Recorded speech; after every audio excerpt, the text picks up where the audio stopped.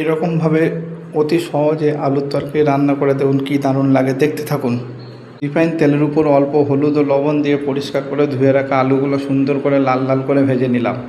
এরপর কড়াইতে সরিষার তেল দিয়ে তেল গরম হলে তাতে পেঁয়াজ ও লঙ্কা কুচি দিয়ে সুন্দর করে নাড়াচাড়া করলাম। এরপরে দিলাম কিছুটা পরিমাণে গোটা জিরে ও আদা রসুনের পেস্ট দিয়ে সুন্দর করে নাড়াচাড়া করলাম। মিক্স হয়ে গেলে অল্প একটু জল দিয়ে সুন্দরভাবে একটা গ্রেভি করে নিয়ে তার উপরে আলুগুলো ছেড়ে দিলাম।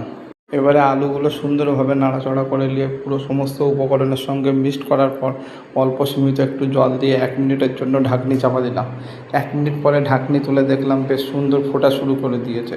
এবারে সুন্দরভাবে নাড়াচাড়া করে অল্প একটু জল দিলাম। জল দেওয়ার পরে জলটা ফোটার পরে সামান্য পরিমাণে সোয়া সস ও হাফ সিপি কেওড়া জল দিয়ে একটুখানি গাঢ় ঘি দিয়ে সুন্দর করে নাড়াচাড়া করে মিক্স করে নিয়ে উপরে কুচে রাখা ধনেপাতাগুলো ছড়িয়ে দিলাম। সুন্দরভাবে মিক্সড হয়ে গেলে দারুণ একটা ফ্লেভার চলে এসছে, সুপার গন্ধ চলে এসছে। এবারে পরিবেশন করে রুটি দিয়ে খাওয়া হোক। দারুণ সফট, কি ফ্লেভার, নাইস, খুব সুন্দর টেস্ট। বন্ধুরা, আজকের ভিডিও এইটুকু, পরের ভিডিওয়ে দেখা হবে। টাটা।